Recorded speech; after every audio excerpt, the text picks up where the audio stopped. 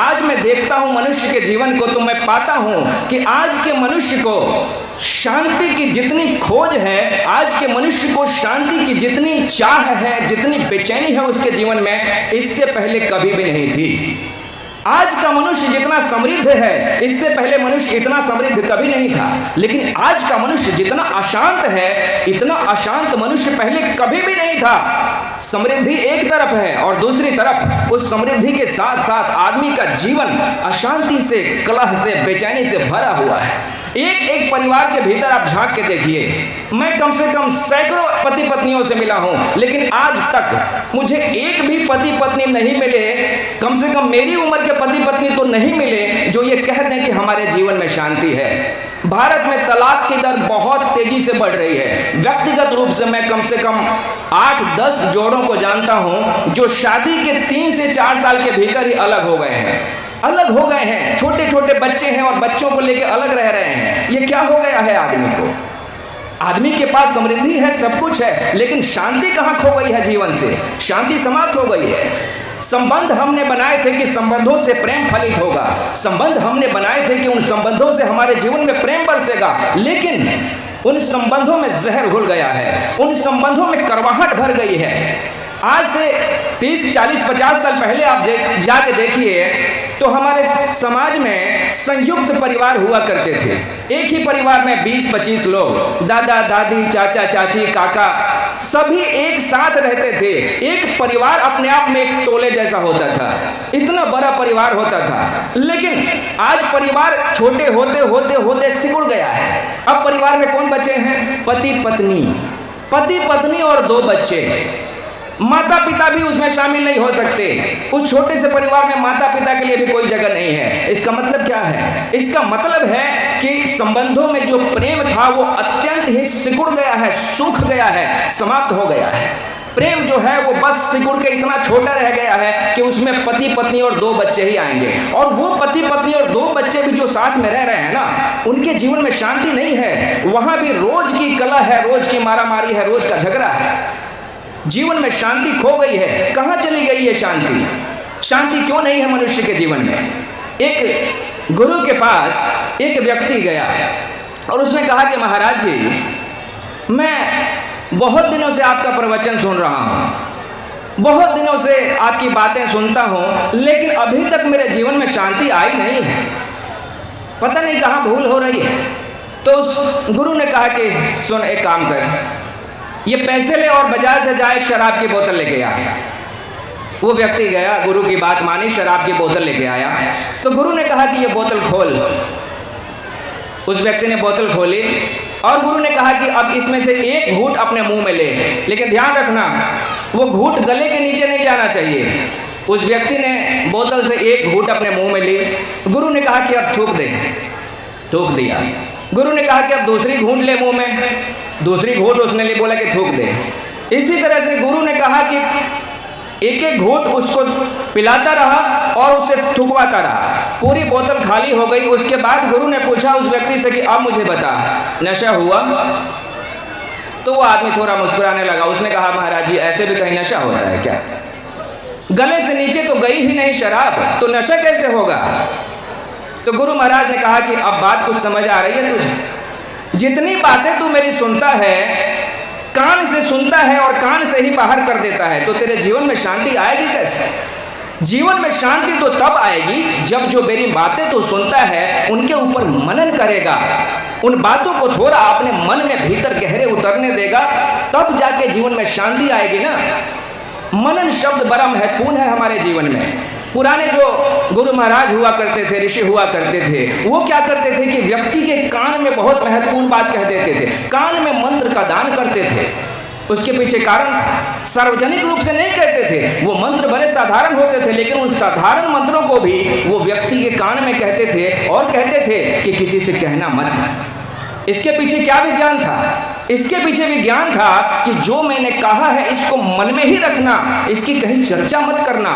उसका परिणाम ये होता था कि जब वो व्यक्ति उस बात को अपने मन में ही रखता था ना, तो वो बात मन की गहराइयों में धीरे धीरे धीरे धीरे मन की गहराइयों में बहुत नीचे उतर जाती थी, मन की गहराइयों से हृदय में उतर जाती थी, हृदय से जाके व्यक्ति के आत्मा में उतर जाती थी। और जब बात बहुत गहरे उतर जाती थी तो आदमी के जीवन में रूपांतरण होने लगता था, आचरण बदलने लगता था। तो ये रूपांतरण का विज्ञान है। जीवन में बदलाहट तब आती है जब आप उपदेश सुनते हैं और उस उपदेश के ऊपर मनन करते हैं। मनन बड़ा महत्वपूर्ण शब्द है। मनन का मतलब होता है कि विचार करना, चिंतन करना। जो बात आपको सुनने में आ गई है उसकी कहीं चर्चा मत कीजिए। चर्चा लोग खूब करते हैं। मैंने देखा है कि लोग चाय की दुकानों पर बैठे हैं और रामचरितमानस की चौपाइयाँ झाड़ रहे हैं, खैनी मल रहे हैं और कबीरदास के दोहे दोहरा रहे हैं। ऐसे धर्म की चर्चा नहीं होती महाराज। ये क्या समझ लिया है आपने धर्म को? धर्म बड़ी पावन पवित्र चीज है। धर्म की चर्चा एक बहुत ही विशिष्ट वातावरण में होती है। या तो विशिष्ट वातावरण में आप चर्चा कीजिए या फिर उसकी चर्चा कीजिए ही मत। या फिर जो बात आपको सुनने में आई है उसके ऊपर मनन कीजिए। थोड़ा एकांत में बैठ के थोड़ा शांति से उसके ऊपर सोचिए, विचारिए। जब एकांत में आप मनन करते हैं तो बात जो है वो भीतर जाके गहरी होती है। धर्म की राह पता है कैसी है? मैं आपको बताऊं। स्त्री जब गर्भवती होती है, जब उसको पता चल जाता है कि मेरे भीतर नया गर्भ आ गया है, उस स्त्री का सारा आचरण बदल जाता है।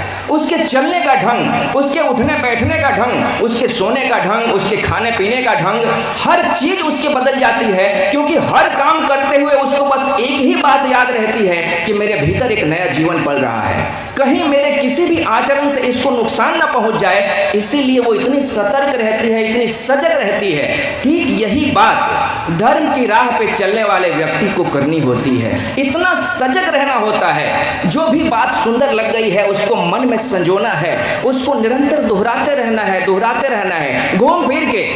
आपको पता है भारत में बहुत पुराने जमाने से लोग कहते हैं कि आपको राम नाम रटना चाहिए। ऐसे ऐसे ऋषि महर्षि हुए हैं जो सिर्फ राम के नाम को रटते रटते उनकी समाधि लग गई। स्वामी राम तीर्थ हुए थे, बहुत बड़े संत हुए। मुख्य रूप से अमेरिका ही उनकी कार्यभूमि रही। लेकिन राम नाम का मंत्र दोहराते दोहराते दोहराते दोहराते वो ध्यान के इतने गहराइयों में पहुंच गए कि उनके जीवन में ऐसे ऐसे चमत्कार हुए कि आप विश्वास नहीं करेंगे। एक पश्चिम का दार्शनिक आया था जो उनके साथ रहता था ध्यान के अभ्यास के लिए। तो उसने अपने डायरी में लिखा है, उसने लिखा कि एक बार वो स्वामी राम तीर्थ के साथ एक जगह ठहरा हुआ था। स्वामी राम तीर्थ एक कमरे में सोए हुए हैं, बगल के कमरे में वो व्यक्ति सोया हुआ है। रात के सन्नाटे में उस व्यक्ति को राम राम राम राम की आवाज़ सुनाई दे रही है। वो व्यक्ति सोच रहा है कि ये कौन है जो राम नाम का जाप कर रहा है। जहाँ तक मैं जानता हूँ कि स्वामी राम तीर्थ तो रात के उठ के इस तरह का जाप नहीं करते, और वैसे भी वो समाधिस्थ व्यक्ति हैं, वो ज्ञानी हैं, उनको इस तरह की आधी रात की साधना करने की कोई ज़रूरत नहीं है। तो वो व्यक्ति उठा अपने बिस्तर से, वो बाहर निकल के देखने लगा कि कौन व्यक्ति है जो राम नाम का रट लगा रहा है। उसको कोई दिखाई नहीं दिया। वो आवाज़ जो है वो स्वामी राम तीर्थ के कमरे से आ रही थी। कमरे का दरवाज़ा खुला हुआ था, पल्ला लगा था। तो उसने धीरे से उस पल्ले को खोला और देखा तो स्वामी सो रहे हैं, गहरी नींद में सो रहे हैं, लेकिन आवाज़ वहीं से आ रही है, राम राम राम राम। वो व्यक्ति धीरे धीरे धीरे धीरे उनके निकट गया, ये सुनिश्चित करने के लिए कि ये आवाज़ कहाँ से आ रही है, कहीं मुंह से तो नहीं बोल रहे हैं। वो जाके देखा तो वो गहरी नींद में पड़े हुए हैं, लेकिन उनके शरीर से वो धुन निकल रही है बाहर, राम राम राम राम राम राम। शरीर से राम नाम की धुन जो है वो बाहर प्रस्फुटित हो रही है। ये राम नाम को या किसी भी मंत्र को दोहराने का विज्ञान है। इतना ज़्यादा अपने भीतर दोहराया है उन्होंने कि वो मंत्र उनके शरीर के रोए रोए से बाहर निकल रहा है। उनका मन जो है वो विश्राम में है, लेकिन अचेतन उस चीज को दोहरा रहा है ना। तो शांति का विज्ञान यही है। हमारे जीवन में जितनी भी समस्याएं हैं, जितनी समस्याओं की मैंने आपसे चर्चा की, उन समस्याओं के मूल में पता है कौन सी बात है? एक ही बात है कि आदमी का मन अशांत है। आदमी का मन अशांति से भरा हुआ है।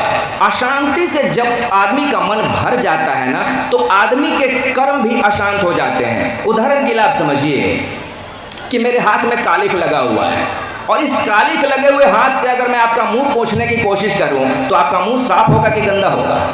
गंदा हो जाएगा, बहुत ज़्यादा गंदा हो जाएगा। ठीक यही स्थिति हो रही है समाज में।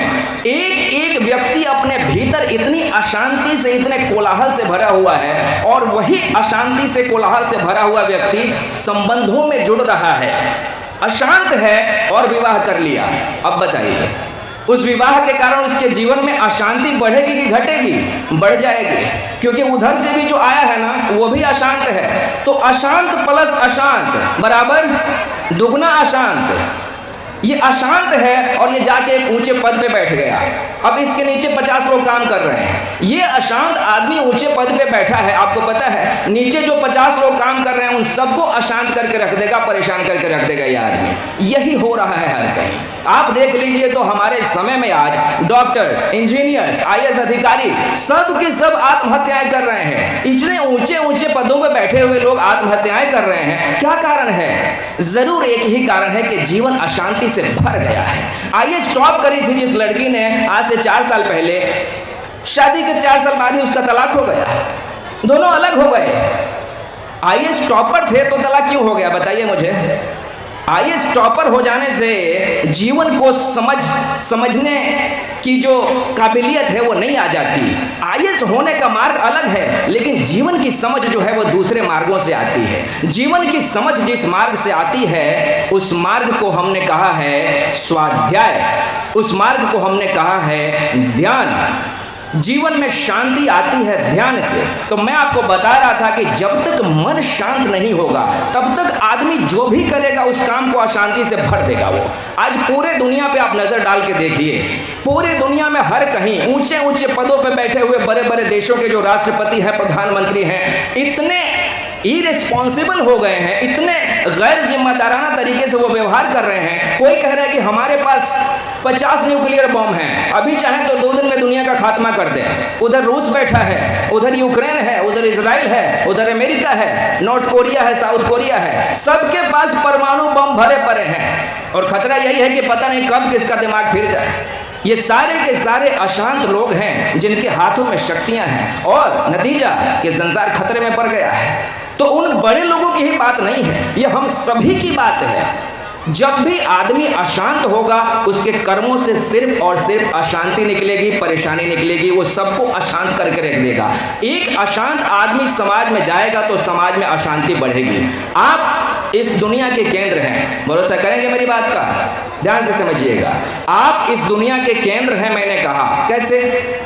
आप जिस समाज में रहते हैं उस समाज में मान लीजिए उदाहरण के लिए कि आप 50 लोगों से जुड़े हुए हैं, आप 50 लोगों से जुड़े हैं, फिर वो 50 लोग आगे के और 50 लोगों से जुड़े हैं, फिर वो 50 लोग आगे के और 100 लोगों से जुड़े हुए हैं। इसी तरह से ये पूरा जो नेटवर्क है वो फैला हुआ है। इस तरह संसार का हर व्यक्ति संसार के बाकी सारे व्यक्तियों से जुड़ा हुआ है।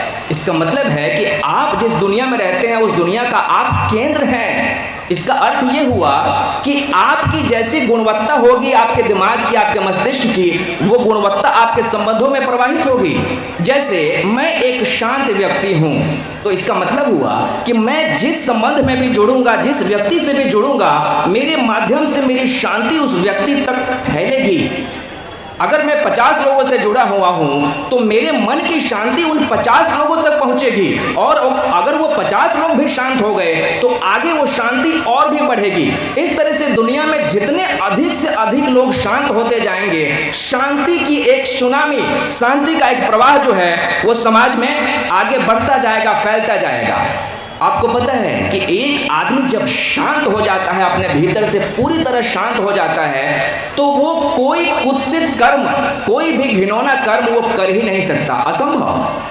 शांत हो गया है, हिंसा नहीं करेगा, शांत हो गया है, क्रोध नहीं करेगा, शांत हो गया है तो उसे मनोरंजन की भी जरूरत नहीं है। आप विश्वास नहीं करेंगे, आज दुनिया में इतना ज्यादा जो मनोरंजन का बाजार चल रहा है, आप देखेंगे कॉमेडी शो भरे पड़े हैं और कॉमेडी शो खूब देखे जाते हैं। क्रिकेट मैच देखने के लिए लोग 6-6 घंटे टीवी के सामने बैठे रह जाते हैं। मैं आपको बताऊं क्यों। ये सारे के सारे अशांत लोग हैं, अपने भीतर बेचैनी से, परेशानी से भरे हुए हैं, इसलिए इनको अधिक से अधिक मनोरंजन की जरूरत है। इनसे आप बस एक दिन के लिए मनोरंजन छीन के देखिए, टीवी से अलग इनको बिठा दीजिए, मोबाइल से अलग इनको बिठा दीजिए, देखिए कैसे पागल हो जाते हैं अपने में। लॉकडाउन जब चल रहा था तो उस लॉकडाउन के दौर में एक परिवार ने मुझे फोन किया, उन्होंने कहा कि देखो जी, ये लॉकडाउन तो हमारे लिए आफत ही बन गया है। मैंने पूछा कैसे भाई?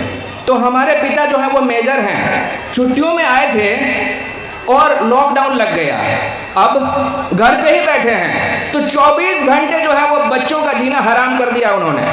घर को मिलिट्री कैंप बना दिया है। सुबह 4 बजे ही बच्चों के पीछे पड़ जाते हैं कि उठो, एक एक चीज अनुशासन से करवाने के पीछे लग जाते हैं। मिलिट्री के आदमी हैं, अनुशासन की आदत पड़ी है उनको, तो नाक में दम करके रख दिया है सबको। नाक में दम इसलिए करके रख दिया है क्योंकि भीतर से अशांत हैं। शांत अगर हो जाए तो सब कुछ ठीक हो जाए, सब कुछ बढ़िया हो जाए, है ना।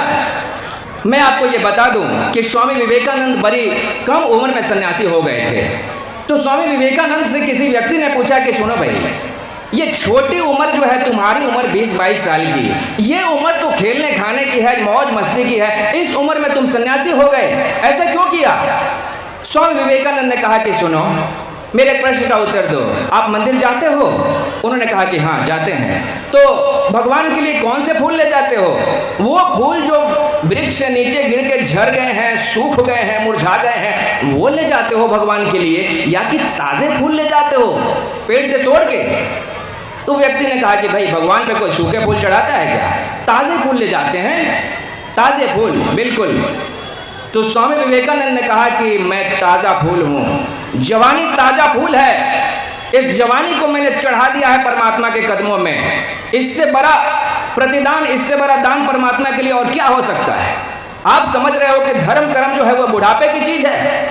कल एक व्यक्ति मुझसे कह रहे थे, मैंने कहा कि अधिक से अधिक हमें नवयुवकों को जोड़ने की ज़रूरत है। तो वो थोड़े निराशा में थे, उन्होंने कहा कि नवयुवक तो शायद नहीं आएंगे। मैंने कहा कि नवयुवक अगर नहीं आएंगे तो धर्म का भविष्य कहाँ है। शक्ति तो नवयुवक के पास ही है, शक्ति जो है, सामर्थ्य जो है वो तो यूथ के पास है, नौजवान के पास है।